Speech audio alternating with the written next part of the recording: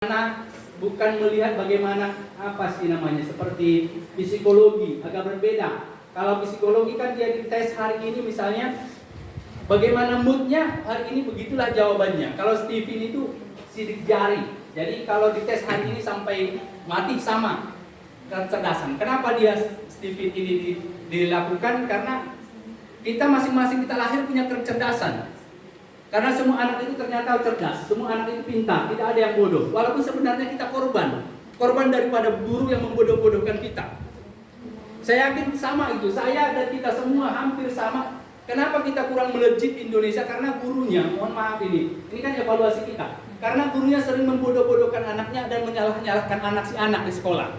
Jadi kita korban gitu. Misalnya di sekolah ada guru yang bertanya, anak-anak sekalian tahukah berapa 7 tambah 5?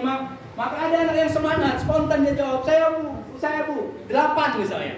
Ya kan? Kamu salah bodoh, betul mana siapa begitu. Dari kecil kita begitu disalah-salahin.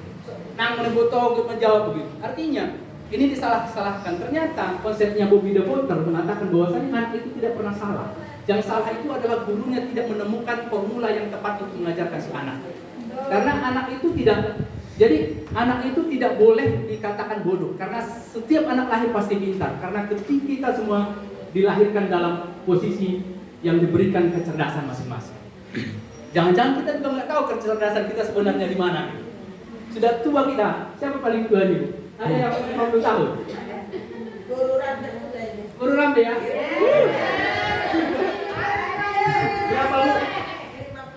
51 tahun. Oh gitu ya. Masih jauh, kalau saya 44 tahun bu, berarti 7 tahun bedanya. Jadi setiap anak itu sangat cerdas. Jadi itu pengantar untuk kita semua bahwasanya saya yakin juga di sini sudah berubah. Tidak lagi menyalahkan si anak, tidak lagi melihat si anak itu pintarnya matematika, pintarnya karena semua anak itu pintar. Jadi tidak ada yang bodoh anak. Cuma kita belum menemukan pintarnya itu di mana itu. Anak itu hebat berenang dia pintar. Anak itu hebat melukis berarti dia pintar. Anak itu hebat bernyanyi, itulah kepintarannya. Anak itu hebat matematika, itulah kehebatannya. Jadi semua anak hebat. Cuma kita para guru belum menemukan kehebatan si anak sebenarnya di mana. Sehingga kita tidak tahu fokus anak ini mau jadi hebat itu di mana gitu.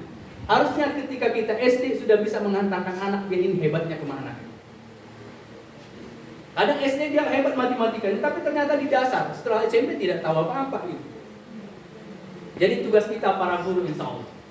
Jadi itu perkenalannya Huta Nopan. Kota Nopan ya? Tidak enak Huta Nopan. Kota Nopan. Desa Huta Puli. Lahir di Huta Puli, Kecamatan Kota Nopan. Kemudian pernah sekolah di sana 1 tahun. Di 1 tahun ya kelas 1. Kemudian pindah ke Sidimpuan. Kelas sampai SD, SMP, SMA, sampai kuliah diselesaikan di Sidimpuan. Kemudian profesi saya ini semenjak kuliah tahu